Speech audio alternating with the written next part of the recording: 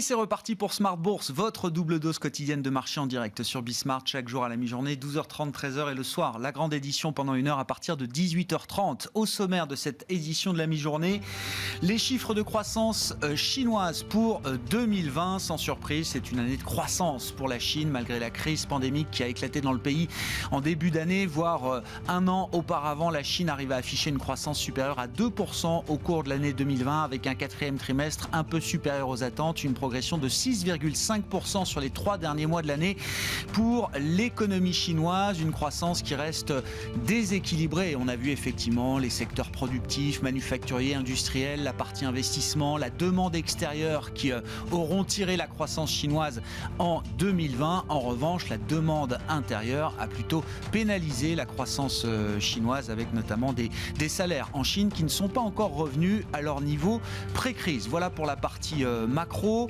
La partie micro qui sera importante encore cette semaine avec la suite des résultats américains et puis le début des publications des entreprises européennes. On aura une trentaine de sociétés du Stock 600 qui publieront ou leur chiffre d'affaires et ou leurs résultats du trimestre écoulé. Le CAC 40 commencera à publier la semaine prochaine avec les résultats attendus de LVMH. On parle beaucoup de Stellantis aujourd'hui. L'entité fusionnée Peugeot, Fiat, Chrysler fait ses premiers pas en bourse, donc sous le nom de Stellantis, qui s'envole de 6-7% à la bourse de Paris. On notera également pas mal de rififi autour des fusions-acquisitions françaises. Couche-Tard, le Canadien, a donc été éconduit. On voit le titre Carrefour qui signe une forte baisse. On voit également Veolia sous pression après que Suez a rallié certains fonds pour proposer une contre-offre face à l'OPA, à la volonté d'OPA de Veolia, le fonds Ardian et le fonds GIP qui sont prêts à soutenir Suez avec une contre-offre à 18 € par action face à l'offre de Veolia. Et puis on notera également Total qui grossit encore un peu plus dans les énergies renouvelables avec le rachat d'une participation de 20% dans un groupe indien, Adani Green Energy Limited.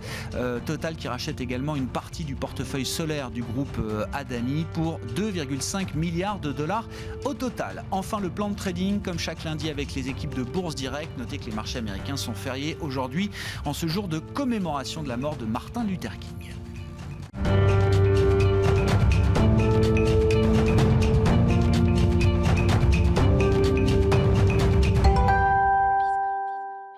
Les infos clés du jour sur les marchés à mi-séance en Europe, c'est avec Nicolas Pagnès depuis la salle de marché de Bourse Direct. Tendance en légère baisse à la mi-journée à la Bourse de Paris. Les investisseurs parisiens qui réagissent à la mi-journée donc au grand dossier en cours au niveau des entreprises. À commencer par Couche-Tard qui renonce à racheter Carrefour. Les deux groupes ont fait savoir que les discussions préliminaires ont été rompues en expliquant que les récents événements avaient conduit à une telle décision.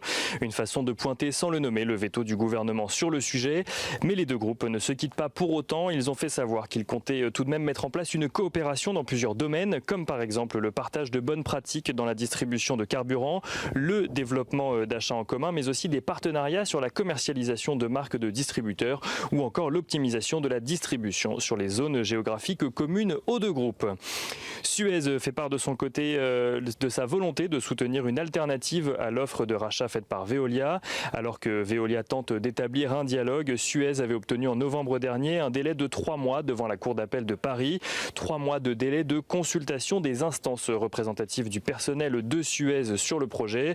Le groupe Suez qui vient également d'annoncer avoir reçu une lettre d'intention provenant des fonds Ardian et GIP. Ces derniers proposent plusieurs scénarios alternatifs dont le rachat des actions Suez au prix de 18 € par action. Un prix similaire à celui proposé par Veolia la semaine dernière dans l'offre publique d'achat qu'il a transmis au conseil d'administration de Suez. Veolia qui a d'ailleurs fait savoir qu'il ne céderait pas les 29,9% du capital de Suez qu'il possède désormais, tout en rappelant que le groupe reste ouvert à la discussion. Stellantis fait de son côté ses premiers pas en bourse. Le 4e groupe automobile mondial issu de la fusion entre Peugeot et Fiat Chrysler est né ce samedi après plus d'1 an de préparatifs. Les actionnaires de Peugeot ont chacun reçu 1,742 actions Stellantis pour une action Peugeot. Stellantis qui fait également ses premiers pas en bourse aujourd'hui à Milan et demain aux États-Unis, gagne un peu plus de 7% sur le marché parisien à la mi-journée. Et côté valeur toujours, Total annonce l'acquisition d'une participation minoritaire au sein de Adani Green Energy, le principal développeur solaire au monde. Le pétrolier acquiert également 50% d'un portefeuille solaire déjà en opération, 2 opérations, pour un montant total de 2,5 milliards de dollars. Et au-delà des actualités valeurs ce matin qui vont rythmer cette journée à Paris, alors que Wall Street restera fermé en raison du Martin Luther King's Day, les investisseurs ont pu prendre connaissance de quelques statistiques en Chine. La Chine qui affiche une croissance de 6,5% de son PIB au 4e trimestre, une croissance légèrement plus forte qu'attendue puisque le consensus attendait 6,2% de croissance. Les ventes au détail déçoivent en revanche, elles affichent une contraction de 3,9% sur l'année 2020. On notera également en ce qui concerne la Chine toujours et notamment Huawei, le fait que l'administration Trump ait retiré à plusieurs fournisseurs du groupe chinois leur licence d'exportation, une décision qui affecte notamment le géant des fabricants de puces Intel. En Europe, les investisseurs gardent en tête également l'évolution de la situation sanitaire avec les nouvelles mesures de restriction en France. En Allemagne, Angela Merkel devrait prendre une décision similaire à en croire le discours qu'elle a tenu devant son parti à l'occasion de la désignation de son successeur. Celle-ci a estimé que la pandémie ne pourrait être contenue que par de nouvelles mesures plus restrictives. Le spectre d'une pénurie de vaccins à court terme en Europe est également redouté alors que le laboratoire Pfizer a annoncé vendredi avoir du mal à tenir les délais de production.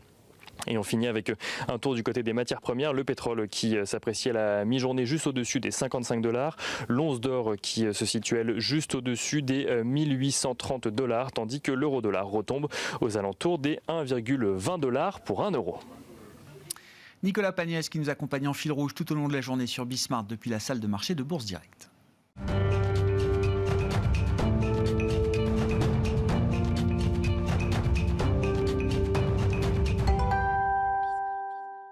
Et comme chaque lundi à la mi-journée, c'est Romain Dobré qui nous accompagne pour le plan de trading avec notre partenaire Bourse Direct. Bonjour et bienvenue Romain. Bonjour Grégoire. L'ambiance pour commencer la semaine après l'échéance mensuelle qui avait lieu vendredi. Quel est l'état des lieux, des forces en présence qu'on peut dresser? Est-ce que l'idée d'une consolidation est en train de faire son chemin? Oui, c'est ça. C'est une consolidation qu'on pressentait possible en début de semaine dernière et qui s'est confirmée en fin de semaine dernière au moment de l'échéance des marchés dérivés.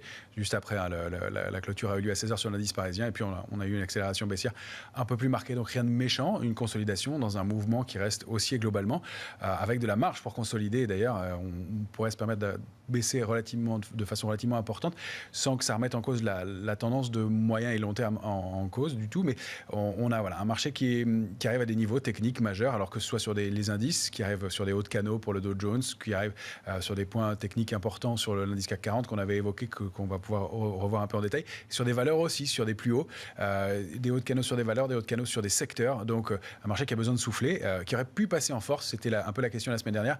Là, le biais pris en fin de semaine dernière montre que ça va être un peu plus marqué, un peu plus important. D'autant plus qu'on arrive dans le cœur dans la saison de publication des entreprises américaines. Il va y avoir pas mal de volatilité. On voit que les investisseurs et les opérateurs sont exigeants sur les résultats. On va commencer à trier parmi les valeurs et à faire plus de sélectivité. On va regarder graphiquement effectivement là, le potentiel de baisse qu'on peut avoir sous les pieds, mais techniquement vous dites on peut retracer peut-être de plusieurs pourcents. Ça veut dire quoi? Les investisseurs ne sont pas aussi couverts que ça aujourd'hui, Romain? Alors ils sont couverts. Ils sont très couverts. Ils ont remonté d'ailleurs. Ils étaient un peu complaisants. C'est pas vraiment la complaisance, mais il y avait moins de couverture sur des points hauts de marché. Ils ont remonté ces niveaux de couverture avec l'alerte de vendredi, dès l'alerte de vendredi. Et il y a des gros niveaux de couverture entre 5400 et 5600 points sur l'indice CAC 40. D'accord. Donc il n'y a pas de quoi surprendre vraiment. Sous 5400, ce qu'on peut constater, c'est que c'est un peu concentré dans ces 200 points et que sous 5400, le gros niveau de couverture, il est sur le CAC 40 à 5000 points. Donc en gros, les investisseurs estiment qu'il y aura une baisse de 200 points maximum. La majorité des investisseurs se couvrent pour l'idée d'une baisse de 200 points. C'est ça. En gros, on se dit qu'il n'y a pas un gros danger, qu'il y a des points d'entrée qui sont intéressants. Et je pense que si on faisait un sondage, on le retrouverait entre 5003 et 5004. Ça conviendrait assez bien à pas mal de monde pour rentrer à nouveau sur le marché. Donc on a ces niveaux de retracement. Alors ce qu'on peut en dire, c'est que globalement, c'est assez harmonieux sur les indices. Là, on voit l'indice CAC 40. On voit qu'il a mémorisé un niveau de résistance qui était important, qui était une zone de congestion 2017-2019, qu'on avait un peu débordé, qu'on a largement enfoncé avec la crise du Covid et qu'on réintègre. Donc on voit que c'est un mouvement qui, sur la base des cours de clôture de vendredi soir, pourrait donner au maximum une consolidation de 7%. On peut toujours aller plus bas, mais ça resterait une consolidation tant qu'on a ces niveaux de correction. Donc ça nous rendrait aux alentours de 5200 points sur l'indice parisien, et on voit qu'on bute vraiment sur ce niveau de 5670, 5730, qui est vraiment un niveau de résistance. Et c'est sain qu'on n'ait pas franchi ces niveaux en force, parce qu'il y aurait eu des contre-pieds, un manque de soutien, et puis une accélération haussière trop rapide, trop brutale, et pas assez étayée. Donc, vendredi, on parlait beaucoup de spéculation au-delà des 5500 points sur le CAC. Si on était parti effectivement en requête au-delà de 5007, on sait que c'est une hausse qui aurait été fragile peut-être. Exactement. Avec des trous, avec du manque de soutien, et plus de spéculation, et puis des investisseurs qui auraient dû rentrer dans le marché un peu à contre-cœur, forcé. Et on sait que c'est jamais très bon parce que les prix de revient sont pas excellents et que le mouvement est pas génial, et que si on retrace, eh bien on est prompt à prendre son bénéfice et à être un peu tendu. Donc c'est plutôt favorable. Donc petite pression baissière sur le futur CAC 40 vendredi dernier, un marché qui se comporte plutôt bien et une phase de consolidation qui est relativement bienvenue. Et vous dites c'est assez harmonieux, c'est-à-dire qu'on retrouve des schémas identiques sur d'autres indices, aux États-Unis notamment, Romain ? Exactement, si on regarde le Dow Jones en hebdomadaire, on voit qu'on avait évoqué la semaine dernière ce haut de canal haussier, il a très bien fonctionné, 31 090 points, on a buté dessus, on retrace, il n'y a pas de panique, on a aussi un potentiel de baisse, vous voyez, qui est de 6,91% pour aller chercher un gros niveau de support. Quasiment identique alors. C'est quasiment identique. Alors, c'est pas ce que j'envisage, c'est 7% de correction, c'est la correction max, c'est pour ça que je propose ces deux scénarios, enfin il y en a trois, en fait pour moi c'est 2, 4 ou 7%. Alors, vous allez me dire que je me laisse le choix et de la marge, c'est difficile d'évaluer une consolidation. Je pense que ce sera plutôt entre 2 et 4%. D'accord. Sauf passage en force, résultat extraordinaire aux États-Unis. Mais c'est plutôt dans ces proportions-là qu'on doit attendre le mouvement. Il y a de l'intérêt et ces mouvements correspondent. Et quand on a des éléments qui laissent à penser qu'en prenant les indices boursiers à la clôture de vendredi soir et en regardant -2, -4 ou -7, on a des niveaux de support qui se rejoignent. On a des marchés qui sont plutôt harmonieux. On a des divergences baissières graphiques. Donc les indicateurs graphiques ne reflètent pas l'évolution des prix qui ont monté récemment. Ils indiquent au moins un temps d'arrêt. Donc pas de signaux de retournement de tendance fort, mais une tendance de court terme qui devient baissière et une pause qui se met en place de façon assez sereine, assez propre, à l'exception du Nasdaq qui lui ne marque pas de divergence, donc qui tient bien pour l'instant. On a eu un peu peur pour le Nasdaq ces derniers temps. En début d'année, sur les premières séances, c'était pas l'indice le plus fort, et puis il s'est repris quand même de manière spectaculaire depuis. Ouais, et en plus de façon encore une fois propre et harmonieuse, avec, on le rappelle, des valeurs qui ne sont pas les GAFAM qui ont fait payer le Nasdaq et qui elles stagnent. Donc c'est plutôt sain que le mouvement, encore une fois, se passe dans ces proportions-là. En dehors des grands indices actions, il y a le compartiment des matières premières qui envoie toujours des signaux visiblement très positifs, Romain. C'est confirmé encore en ce début de semaine. Oui, tout à fait. Alors là, on a un graphique de l'indice Reuters CRB qui est intéressant, qui est un grand panier de valeurs de matières premières. Il y a 40% d'énergie, 35% de matières agricoles.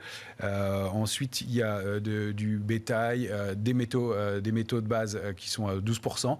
Voilà, donc c'est un grand panier qui représente bien l'évolution. On voit que cet indice, il évolue sous une ligne de tendance baissière depuis longtemps maintenant, une dizaine d'années au moins, et il y a un vrai retournement qui se met en place sous forme d'un mouvement en V assez puissant et qui laisse à penser qu'il y a vraiment en termes de cycle boursier et en termes de force, enfin d'analyse intermarché, le secteur des matières premières qui monte et qui va entraîner avec lui probablement toutes les valeurs liées, et c'est pour ça qu'on est assez positif sur les ressources de base, sur le pétrole, sur les valeurs liées aux énergies globalement, et que c'est un mouvement intéressant. Alors donner des niveaux, des perspectives, c'est plutôt de montrer qu'il y a ce vrai retournement, ce vrai intérêt, même si lui aussi, vous le voyez, arrive sur un niveau de résistance important à court terme qu'il va falloir peut-être digérer et pour pouvoir le franchir et aller passer cette oblique violette que vous avez à l'écran qui déclencherait un mouvement aussi. Mais donc, à mon sens, il y a encore du potentiel de hausse dans les jours ou mois, enfin dans les semaines ou mois qui viennent, mais qu'on arrive dans une petite phase de consolidation qui est la bienvenue.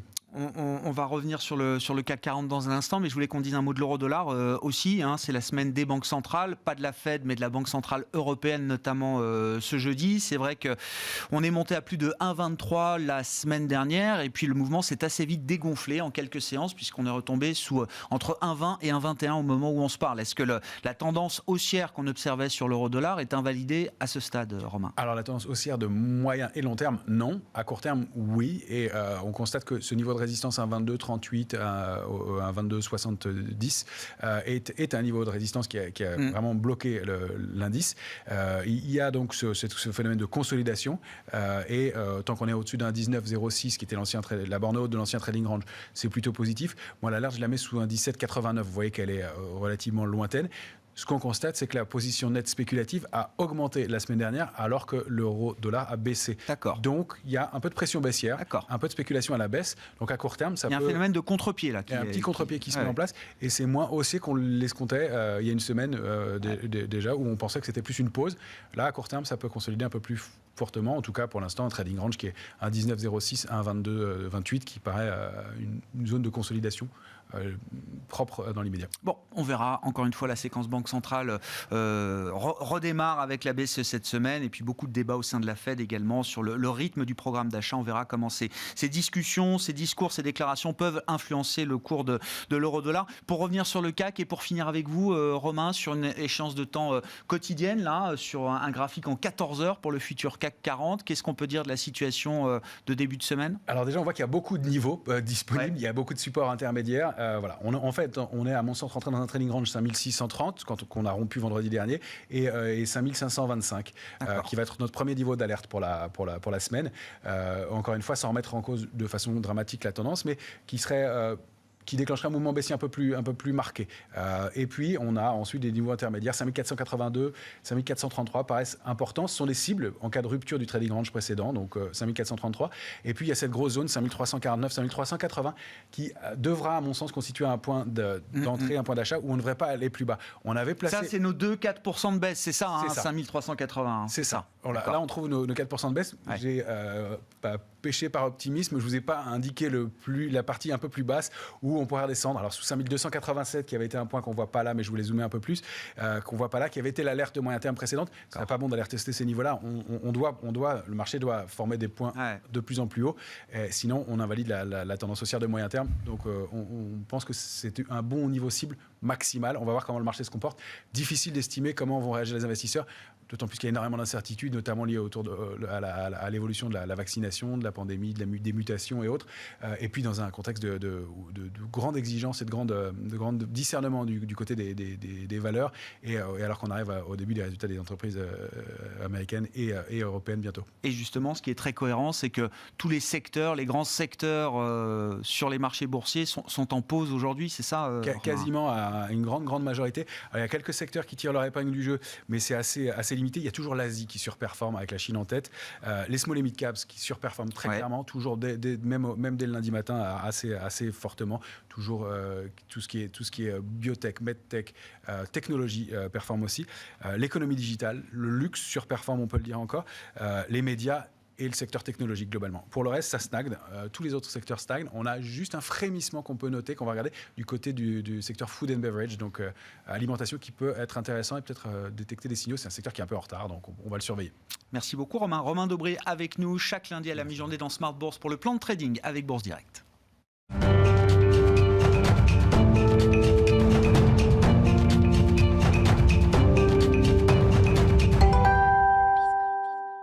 Et puis le quart d'heure américain pour démarrer chaque semaine également dans Smart Bourse à la mi-journée. C'est Thomas Koster qui nous accompagne à distance en visioconférence depuis Genève, économiste senior en charge de suivre les États-Unis pour Pictet Wealth Management. Bonjour et bienvenue Thomas.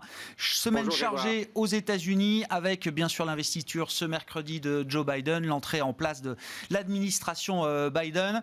On a eu le montant de l'enveloppe budgétaire que Biden voulait déployer dans un premier temps, 1 900 milliards de dollars. Quelle est la stratégie ou quelle stratégie est-ce que Joe Biden pourrait adopter pour déployer cette nouvelle enveloppe budgétaire, Thomas ? Oui, donc c'est la vraie question. Hein. Comment faire passer ce paquet budgétaire au Congrès ? Je rappelle qu'au Sénat, donc les démocrates sont à 50-50 avec les républicains. Et j'insiste là-dessus parce qu'au Sénat, il y a une règle que vous avez besoin de 60% des voix pour la plupart des lois, sauf une fois par an, vous pouvez faire abaisser ce seuil à 50 avec ce qu'on appelle la budget reconciliation. C'est d'ailleurs un budget reconciliation qui a été utilisé pour les baisses d'impôts de Trump en décembre 2017. Donc la question, c'est est-ce qu'on va travailler ou pas avec les républicains, sachant que derrière, il y a d'autres programmes que Biden souhaite faire passer, par exemple le programme d'infrastructure à 2 000 milliards de dollars. Donc il y a une vraie question de stratégie là pour faire passer le paquet au Congrès qui est quand même très importante. On n'a pas eu beaucoup de détails de la part de Joe Biden.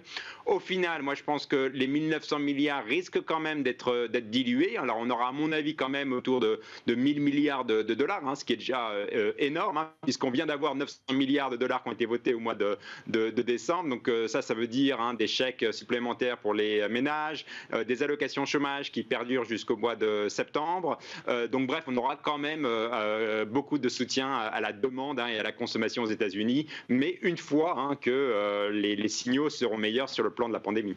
Oui, justement, est-ce que alors la pandémie et l'économie, la situation de l'économie américaine seront un levier de négociation important pour Joe Biden, dans le sens où l'économie américaine se détériore, on en parle depuis plusieurs semaines avec vous, Thomas, on l'a vu encore à travers les récents chiffres du marché du travail pour le mois de décembre aux États-Unis. Est-ce qu'il faut déjà s'interroger sur la vigueur, l'intensité du rebond qu'on attend toujours quand même en deuxième partie, voire au deuxième trimestre pour l'économie américaine? Tout à fait, il y a une vraie question sur ce rebond du deuxième trimestre. Est-ce que c'est le deuxième trimestre ou est-ce que c'est plutôt déjà l'été? On se rend compte que la vaccination aux États-Unis aussi, comme partout, mais aussi aux États-Unis, ça prend un peu de retard, puisqu'on est autour de 4% à peu près de la population américaine qui est vaccinée. Donc c'est pas énorme. Joe Biden lui-même insiste pour accélérer la vaccination, donc 100 millions de vaccinés dans les 100 premiers jours. Ça c'est le plan. Est-ce qu'il y arrivera? Évidemment, il y a toujours du doute là-dessus. Enfin bref, on se rend compte qu'en effet, il y a un petit glissement du calendrier plus vers l'été pour ce fameux bond de la consommation qui est attendu aux États-Unis. Et en attendant, il y a un creusement à la baisse des risques baissiers sur le PIB américain, puisque je pense qu'on s'achemine vers un PIB légèrement négatif au premier trimestre, et tous les signaux vont dans le sens d'un PIB négatif. Vous avez les ventes au détail du mois de décembre qui étaient globalement mauvaises, vous avez une remontée des demandes d'allocations chômage. Bref, là les signaux se gâtent. Ouais, vous attendez une baisse de l'ordre de 2% pour le PIB américain en rythme trimestriel annualisé au cours du premier trimestre. Sur le plan sanitaire, de quel type de mécanisme ou de marge de manœuvre Joe Biden dispose-t-il au niveau fédéral pour tenter alors à la fois d'envoyer un signal politique, parce que c'est là-dessus notamment qu'il va être attendu jeudi lors de son discours d'investiture, et au-delà du signal politique, est-ce qu'il peut quand même avoir une influence sur la stratégie sanitaire de l'ensemble du pays, Thomas ? Alors, deux choses. Le premier point, c'est que c'est lié aux discussions budgétaires, puisque dans son paquet budgétaire de 1900 milliards, il y a aussi une allocation qui est prévue pour permettre le financement de la campagne de vaccination, parce qu'évidemment, logistiquement, c'est très lourd. D'ailleurs, c'est souvent c'est les États qui financent dans pas mal de cas ces vaccinations. Donc, il y a l'idée aussi de remettre plus d'argent sur la table pour aider cette campagne de vaccination, premier point. Deuxième point, c'est comment on gère les ressources fédérales? Est-ce qu'on fait appel, par exemple, à cette administration qui est en charge des catastrophes naturelles, qui pourrait être plus vite déployée sur le terrain pour faire vacciner les gens? Et comme partout dans le monde, on a toujours ces questions de logistique entre les hôpitaux. Alors en plus aux États-Unis, c'est encore plus compliqué puisqu'il y a les États d'un côté, il y a l'État fédéral. Tout ça, ça complique beaucoup les choses. Et évidemment, en plus, il y a les questions purement médicales, purement logistiques liées au fait qu'est-ce qu'il y aura assez de vaccins et aussi assez de composants pour entrer dans les vaccins. Voilà. Tout ça fait que globalement, on est 100 millions de vaccins en 100 jours, il y a quand même un doute, et en effet, il y a un petit glissement du calendrier pour atteindre cette fameuse immunité de masse. Bon, on attend évidemment le discours d'investiture de Joe Biden. Ce sera ce mercredi, le 20 janvier. Ce sera le temps fort politique de la semaine aux États-Unis, avec entre-temps quand même un temps fort économique, Thomas, puisque Janet Yellen est entendue demain par une des commissions du Sénat, une audition dans le cadre de la confirmation qu'on attend pour Janet Yellen au poste de secrétaire au Trésor. Visiblement, on attend une prise de position explicite, politique de Janet Yellen sur la question du dollar. Quelle est la politique américaine à travers Janet Yellen sur le dollar? Est-ce qu'on a des éléments de réponse par rapport à ça, Thomas? Oui, alors quand Janet Yellen dit, enfin en tout cas les médias disent que Janet Yellen insistera sur un dollar fort, il y a deux compréhensions, deux interprétations de ce mot dollar, de cette phrase, dollar fort.